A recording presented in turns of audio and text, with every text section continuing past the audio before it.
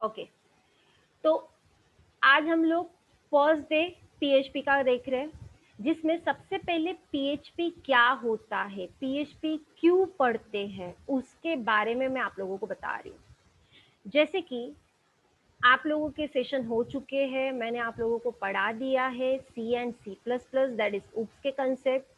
उसके बाद हम लोगों ने डिजाइनिंग का पार्ट देखा था, जिसमें हम लोगों ने HTML, CSS, JavaScript, bootstrap, jQuery, ये सब कुछ हम लोगों का हो चुका है, दैट इज डिजाइनिंग का पार्ट।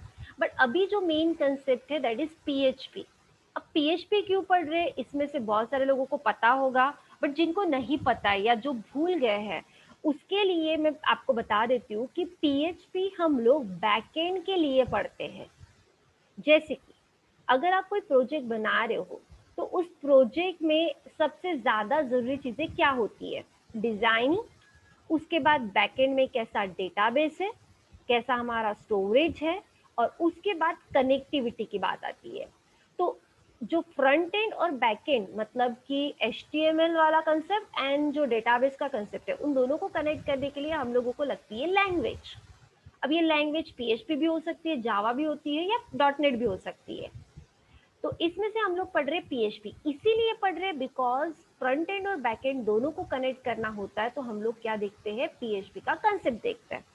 ओके, तो ये PHP के जो कंसेप्ट में हम लोग बेसिकली कोडिंग से लेके उसको कनेक्टिविटी तक लेके जाएंगे। मतलब पहले बेसिक कुछ कोडिंग्स देखेंगे, उसके बाद कनेक्टिविटी का पार्ट होगा। तो आज का जो सेशन है मैं 40 मिनट्स का ही ले रही हूँ, फर्स्ट डे है। अब पुराने वाले तो ठीक है, बट जो नए स्टूडेंट हैं उनके लिए ये आज न्यू कंसेप्ट है, तो मैं 40 मिनट्स का ही आज सेशन लेने वाली हूँ। सो जो PHP का कंसेप्ट है, उसमें आप लोगों को सॉफ्टवेयर की जरूरत होती है। जैसे कि अगर मैं सी एंड सी प्लस प्लस की बात करूँ, तो उसके लिए हम लोगों को टर्बो सी, डेव सी प्लस प्लस, ठीक है, अलग अलग सॉफ्टवेयर हम लोग यूज करते हैं। कोड ब्लॉक्स यूज कर सकते हैं, Dev C plus plus use कर सकते हैं, या Turbo C plus plus use कर सकते हैं, अलग अलग सॉफ्टवेयर होते हैं। उसके बाद जब हम लोगों ने HTML, CSS, JavaScript, bootstrap, jQuery देखा, तो उसमें हम लोगों को कोई सॉफ्टवेयर की जरूरत नहीं है कि पर्टिकुलर सॉफ्टवेयर से ही वो प्रोग्राम एग्जीक्यूट होगा, नहीं, उसकी कोई भी जरूरत नहीं होती है। सो अब उसके लिए बट हम लोगों ने एक एडिटर यूज किया था। जैसे कि नोटपैड में भी हम लोग कोड लिखते हैं, और अगर रन करना है तो हम लोग ब्राउजर के ऊपर उसको रन करते हैं। वैसे ही PHP में आप लोग एक एडिटर के तौर पे कुछ भी नोटपैड ले लो, टेक्स्टपैड ले लो, या नेटबिन्स ले लो, या सबलाइन ले लो, या इक्लिप्स ले लो, कोई भी एडिटर का यूज आप प्रोग्राम टाइप करने के लिए कर सकते हो। ठीक है, तो जैसे कि मैंने आप लोगों का HTML का सेशन लिया था, जिसमें मैंने आप लोगों को सबलाइन का यूज बताया था, तो वही सबलाइन हम लोग कंटिन्यू करेंगे PHP में। बट आप इसमें से कोई भी एक एडिटर यूज करो फॉर PHP के कोड को लिखने के लिए। अब उसके बाद, अब कोड तो लिखने के लिए हमारे पास है, बट इसको रन करने के लिए, प्रोग्राम को रन करने के लिए हम लोगों को सॉफ्टवेयर की जरूरत होती है। तो ये जो सॉफ्टवेयर्स है, जैसे HTML में हम लोग डायरेक्टली ब्राउजर के ऊपर रन कर रहे थे, बट यहाँ पे अब PHP का जो सॉफ्टवेयर है, उस PHP के जितने भी प्रोग्राम्स है, उसको अगर मुझे रन करना है, तो उसके लिए कुछ सॉफ्टवेयर की नीड होती है। तो अलग अलग ऑपरेटिंग सिस्टम के हिसाब से अलग अलग सॉफ्टवेयर्स होते हैं। जैसे कि फर्स्ट अगर देखा जाए, तो PHP को एग्जीक्यूट करने के लिए, अगर आप विंडोज बेस्ड PHP चला रहे हो, तो उसके लिए जैम सर्वर की जरूरत होती है, जैम सर्वर। ठीक है, अगर आप लोग विंडो चला रहे हो, तो फिर से आप लोग एक और सॉफ्टवेयर ले सकते हो, दैट इज वैम। वैम सर्वर भी आप यूज कर सकते हो। बट वही अगर आप लोग लिनक्स ऑपरेटिंग सिस्टम पे काम करते हो, जैसे अभी मेरे पास ये ओपन जो दिख रहा है, that is Windows operating system. But अगर कोई लिनक्स ऑपरेटिंग सिस्टम पे वर्क करता है, तो उसके लिए हम लोगों को चाहिए रहता है लैम सर्वर। तो ये अलग अलग टाइप के सर्वर्स होते हैं जो कि हम लोग यूज करते हैं। ठीक है, तो अभी ये जो सर्वर्स है, उसमें से आप जो, आपको जैसे मैंने बताया कि लैम सर्वर ये स्पेशली जो लिनक्स ऑपरेटिंग सिस्टम होती है, उसमें हम लोग लैम सर्वर का यूज करते हैं। LAMP is nothing but a Linux Apache MySQL Perl, ठीक है, पीएचपी, पर्ल या पीएचपी दोनों बोल सकते हो, ठीक है। Linux Apache MySQL and PHP, ये उसका फुल फॉर्म होता है लैम सर्वर का। अगर आपकी ऑपरेटिंग सिस्टम लैम सर्वर की है तो लैम मतलब LAMP operating sorry Linux operating system है तो उसमें आप लैम सर्वर इंस्टॉल करोगे। जैसे अगर मैं बात करूँ सी पैनल्स होते हैं, वेब होस्टिंग होता है, ठीक है, तो उसमें भी हम लोगों को लैम सर्वर का ही सी पैनल अगर दिया गया है, मतलब लिनक्स ऑपरेटिंग सिस्टम अगर हम लोगों को दी गई है तो उसमें इनबिल्ट लैम सर्वर ही दिया जाता है, ठीक है। बिकॉज जितने भी सी पैनल्स है वो सारे लिनक्स बेस होते हैं, और अगर लिनक्स बेस है तो उसमें ऑटोमेटिकली जो सर्वर दिया जाता है वो लैम सर्वर दिया जाता है, ठीक है। उसमें जैम वगैरह नहीं होता है, वो दिखता तो है जैम जैसे, बट वो जैम नहीं होता है, वो लैम्प होता है, ठीक है। तो वैसे ही अगर आप लिनक्स बेस काम करते हो तो आपको लैम्प सर्वर डालना पड़ता है।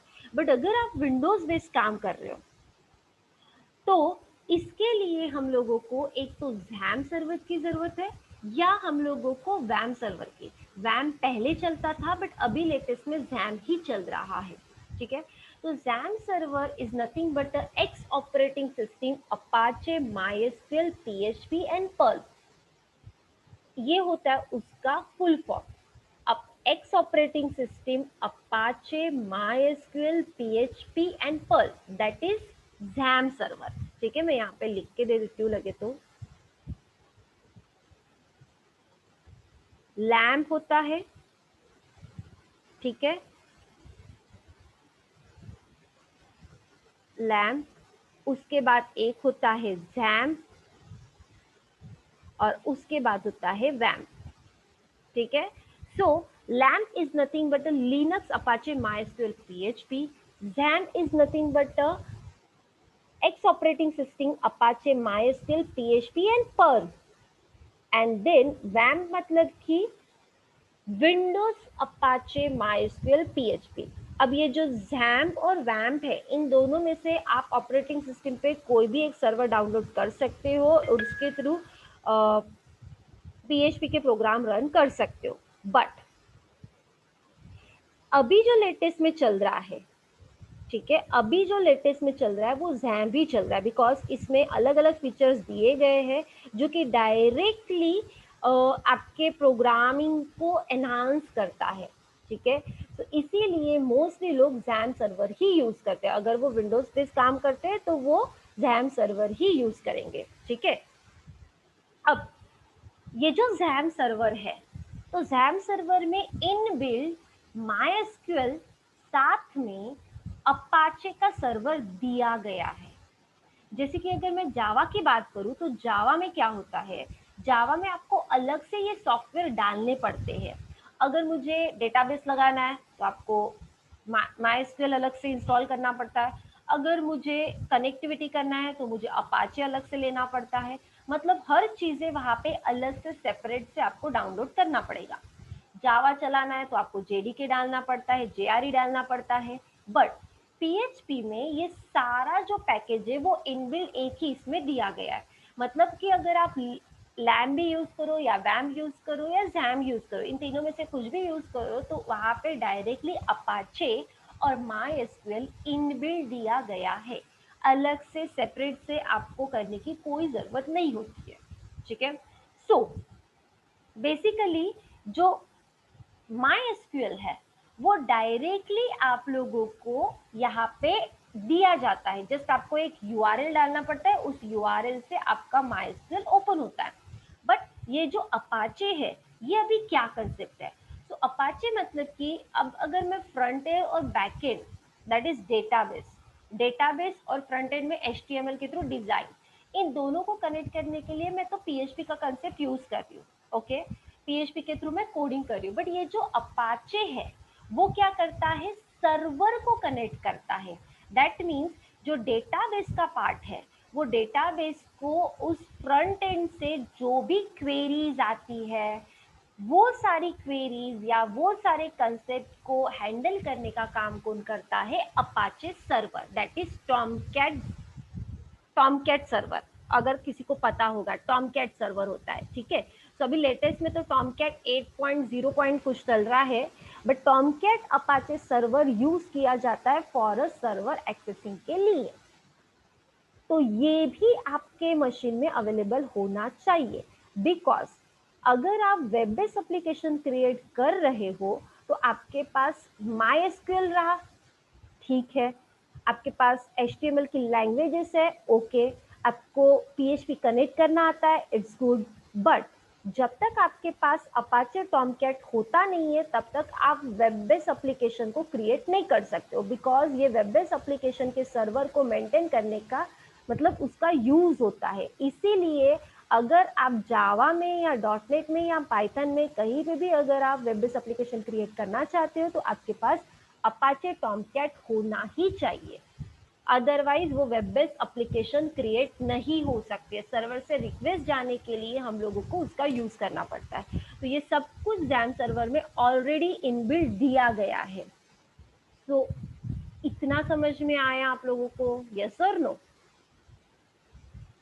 जो मैंने आप लोगों को लैम्प, XAMPP और वैम्प के बारे में बताया, या PHP कैसे वर्क करते हैं, या XAMPP कैसे एक्सेस होता है, अपाचे क्या होता है, ये सब कुछ आपको क्लियर हुआ, यस और नो? चैट बॉक्स में चैट कर सकते हो। ओके, सो अब मैंने तो आप लोगों को ये कंसेप्ट बता दिया, बट पहले PHP स्टार्ट करने के पहले हम लोगों को इंस्टॉलेशन आना चाहिए कि किस तरीके से XAMPP को इंस्टॉल किया जाता है, किसको इसको एक्सेस किया जाता है, तब जाके आप PHP के कोड्स वहाँ पे लिख सकते हो।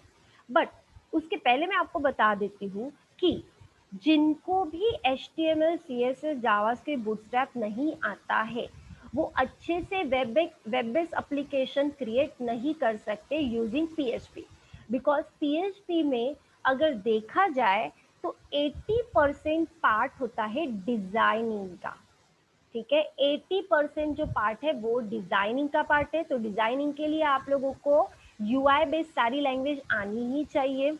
उसके बाद जो 20% पार्ट है फॉर डेटाबेस एंड PHP का, डेटाबेस आया तो PHP का कंसेप्ट आएगा।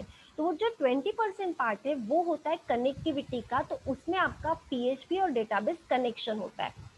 सो अब वो 20% पार्ट को करने के लिए हम लोगों को पूरा PHP देखना पड़ता है, बिकॉज अगर आप PHP नहीं पूरा समझोगे तो आप वो 20% वाला पार्ट भी नहीं करोगे, और 20% वाला पार्ट ही सबसे ज्यादा इंपॉर्टेंट होता है, ओके। बट PHP करना है तो आपको डिजाइनिंग भी आनी चाहिए अच्छे से, तब जाके आपको एक वेब एप्लीकेशन क्रिएट करोगे। अदरवाइज अगर आपको खाली 20% का पार्ट आता है और आपको डिजाइनिंग नहीं आती है तो भी वो आधा अधूरा प्रोजेक्ट होगा, बिकॉज डिजाइनिंग ही नहीं होगा तो डेटाबेस कहाँ से लगाओगे या कनेक्टिविटी कहाँ से करोगे, और अगर कनेक्टिविटी आती है तो फिर डिजाइनिंग कहाँ से लगाओगे, कैसे उसको कनेक्ट कर पाओगे। तो ये दोनों एक दूसरे के ऊपर डिपेंडेंट है। बट अगर एक पार्ट नहीं आता है और एक पार्ट आता है तो भी आपका वो वेब एप्लीकेशन क्रिएट नहीं हो सकता है, इसीलिए आपको ये दोनों कंसेप्ट आने चाहिए। सो यहाँ पे हम लोग देखते हैं कि PHP के लिए जो हम लोग सर्वर यूज करते हैं वो कैसे डाउनलोड किया जाता है, कैसे उसको एक्सेस किया जाता है, वो मैं आज के सेशन में आप लोगों को बताने वाली हूँ।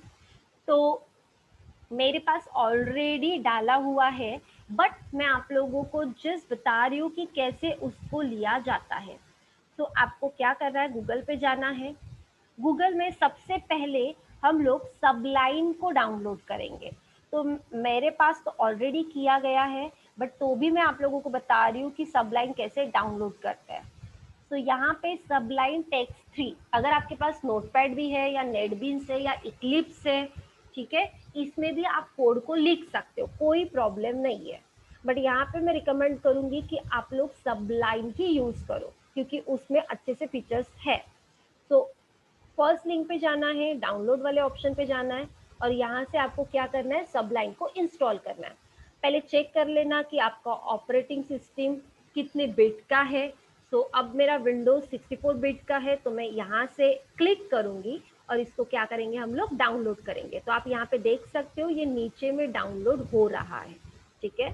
तो ये सबलाइन यहाँ से डाउनलोड करेंगे, और जैसे ये डाउनलोड होता है तो वैसे आप लोगों को उसके ऊपर जाना है और डायरेक्टली डबल क्लिक करना है। अब मेरे पास ऑलरेडी सेटअप है तो इसीलिए मैं फिर से इंस्टॉल नहीं कर रही हूँ, बट जैसे ही ये ऐसा दिखेगा डायरेक्टली डबल क्लिक करना, नेक्स्ट नेक्स्ट नेक्स्ट करके उसको इंस्टॉल करना। चलो दिखा देती हूँ, वो मुझे परमिशन वैसे भी नहीं देगा। ये देखो ये ऐसा आया। उसके बाद इसके बाद क्या करना है, नेक्स्ट करना है, इंस्टॉल करना है। ये इंस्टॉल हो रहा है बट वो मुझे करने नहीं देगा क्योंकि ऑलरेडी मेरे पास है, बट इसने किया, ठीक है, देखना पड़ेगा। अब जैसे ये इंस्टॉल होता है तो आप लोगों को ये स्टार्ट वाले इसमें दिख जाता है।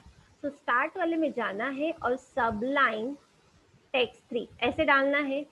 इसको बार बार यही से ओपन करना पड़ेगा, तो इसीलिए इसको क्या करना, राइट क्लिक करना है और टास्क बार में फिट कर देना है। मैंने ऑलरेडी टास्क बार में फिट किया है इसलिए ये अनपिन बोल रहा है, बट मैं पिन करना है आप लोगों को। पिन करके ये टास्क बार में ऐसा आ जाएगा। जैसे ये टास्क बार में आता है तो ये ऐसा कुछ आपको सबलाइन दिखेगा। मतलब दिखता कैसा है, ये नॉर्मल कुछ ऐसे ही कुछ कर रही हूँ, ये नॉर्मल आप लोगों को दिखेगा, ठीक है। जैसा ही ये ऐसा दिखेगा आपको यहाँ पे PHP के कोड को टाइप करना पड़ता है, ठीक है। अब जिनको HTML CSS आता है उनको तो अच्छे से पता ही है क्योंकि मैं इसी के थ्रू उनको पढ़ा रही थी। बट आप PHP के HTML CSS और इसके प्रोग्राम रन करते हो तो आप क्या करते हो, राइट क्लिक करते हो और वो प्रोग्राम को रन करते हो। जैसे ये राइट क्लिक किया और ओपन इन ब्राउजर किया, बट यहाँ पे ऐसा नहीं होता है। अगर मुझे PHP के प्रोग्राम को रन करना है तो मुझे XAMPP सर्वर, LAMP सर्वर या WAMP सर्वर इंस्टॉल करना पड़ेगा। तो ये सबलाइन तो समझ में आया ही होगा अभी आप लोगों को। बट इसके बाद अगर मैं चाहती हूँ कि मैं XAMPP सर्वर इंस्टॉल करूँ तो सिंपली XAMPP डाउनलोड करना है आप लोगों को। वैम भी कर सकते हो बट मैं आप लोगों को बोलूँगी कि आप XAMPP करो। XAMPP यहाँ पे जाना है आप लोगों को और लेटेस्ट वाला ही XAMPP सर्वर इंस्टॉल करना है। ओके, सो ये XAMPP सर्वर है। XAMPP सर्वर में आप लोगों को लेटेस्ट वाला करना है, जैसे कि 8.0.7 ये लेटेस्ट वाला है। और चेक करना कि ये विंडोज़ है क्या, क्योंकि नीचे में आप देखो ये जो XAMPP है लिनक्स, ये लैम्प ही है बट ये लिनक्स पे है। तो ये दिख रहा है आप लोगों को, चेक करना अच्छे से। हम लोगों का विंडोज़ ऑपरेटिंग सिस्टम है तो आप यहाँ से क्या करोगे, इसको डाउनलोड करोगे। जैसे आप लोग डाउनलोड करोगे तो आपको ये ऐसा दिख जाता है। आप सेम जैसे मैंने सबलाइन का इंस्टॉलेशन किया है वैसे ही आप लोगों को XAMPP का इंस्टॉलेशन करना है। नेक्स्ट नेक्स्ट नेक्स्ट नेक्स्ट करके उसको इंस्टॉल करते जाना है, ठीक है। अब जैसे ही आपका XAMPP सर्वर इंस्टॉल हो जाता है, ठीक है, तो उसके बाद की प्रोसीजर क्या है सुनो। ये XAMPP सर्वर अभी इंस्टॉल हो रहा है, मेरे इसमें ऑलरेडी है ये XAMPP सर्वर, बट जिसके से ये इसमें नहीं होगा वो XAMPP सर्वर को इंस्टॉल कर लेना। सो ये ऐसा दिखेगा, इसके ऊपर डबल क्लिक करना है।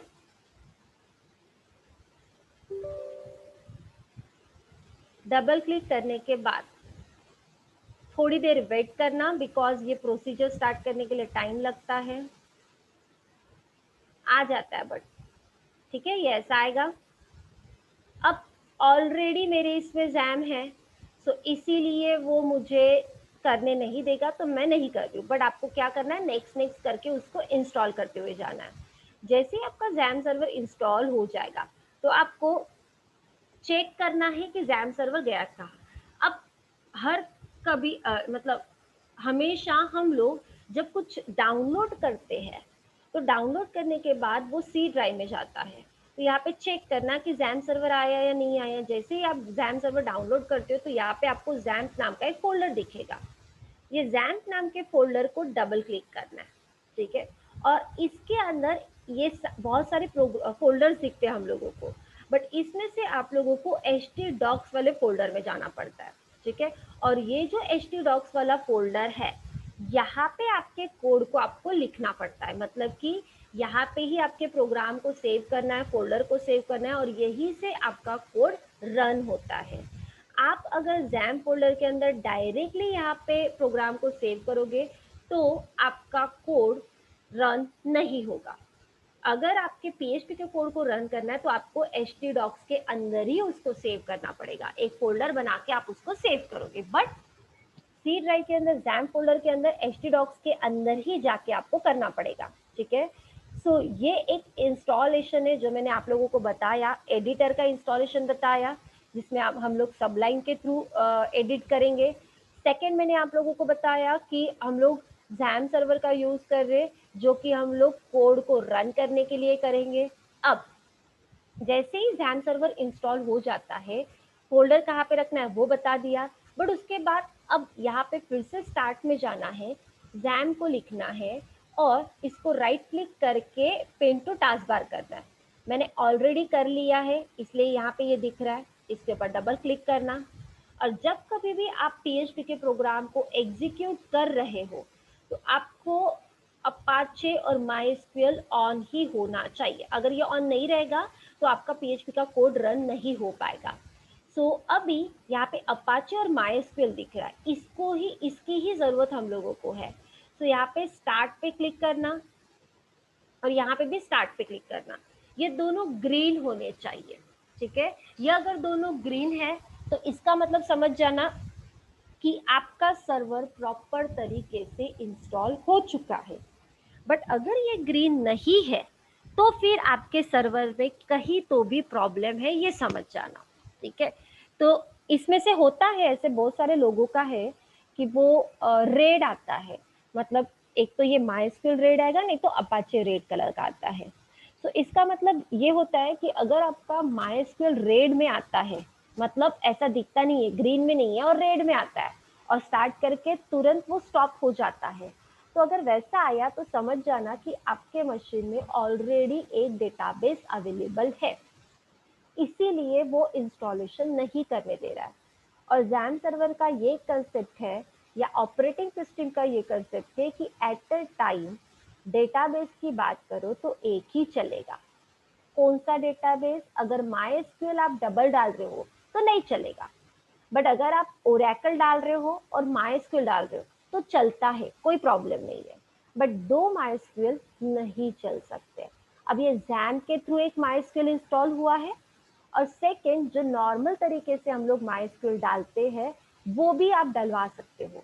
बट अगर ये दोनों माइस्क्यूएल डाल रहे हो तो उसमें से एट ए टाइम एक ही चलेगा, दोनों नहीं चलते हैं। तो इसका आपको अच्छे से ध्यान देना पड़ेगा। ठीक है, तो अगर आपका माइस्क्यूएल ऑलरेडी पहला हुआ डला हुआ है तो उसको डिलीट कर देना, अनइंस्टॉल कर देना, और फिर इसको आपको इंस्टॉल करना है। तो इतना आपको थोड़ा सा ध्यान में रखना पड़ता है। और अपाचे, अगर आपका अपाचे स्टार्ट नहीं हो रहा है तो यहाँ पे कॉन्फ़िग में जाना है, इसके ऊपर क्लिक करना है और आप अपाचे एसएसएल कॉन्फ़िग में जाओगे और यहाँ से आप लोगों को एक पोर्ट दिखेगा। ठीक है, ये पोर्ट है लिसन 443।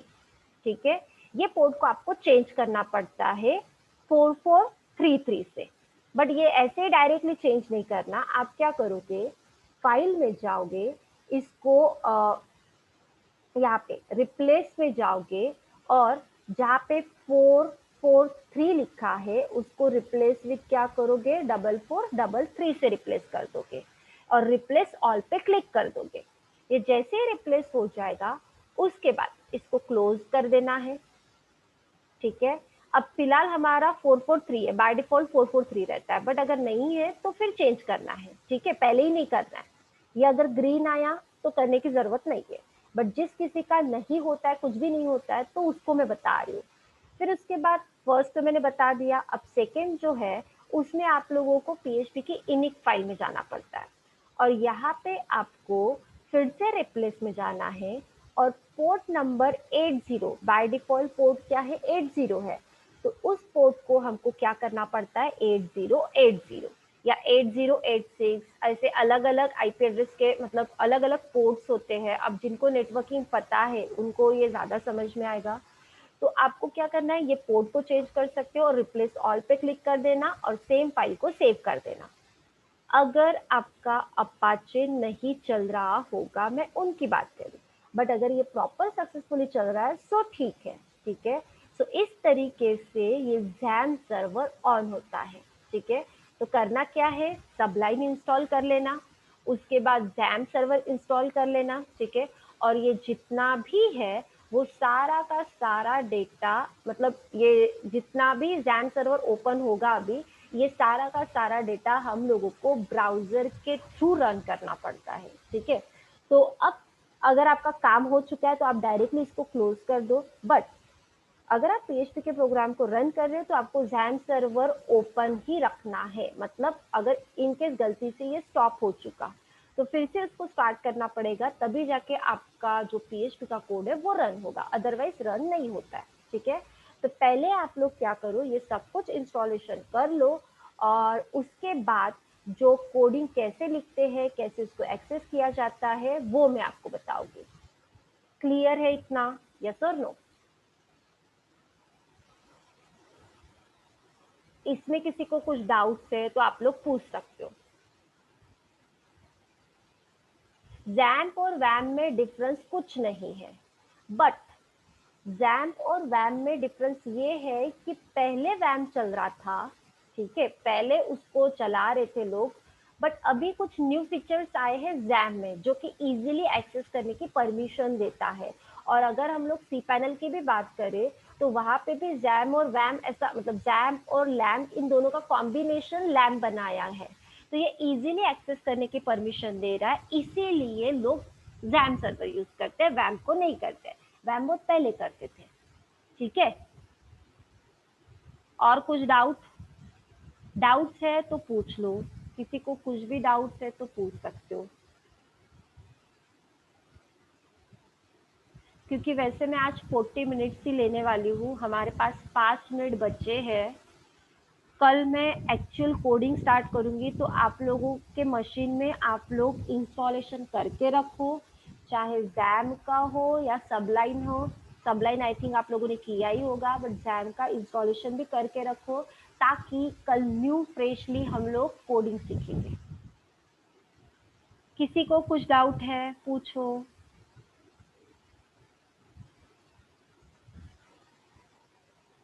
क्लियर? यस और नो?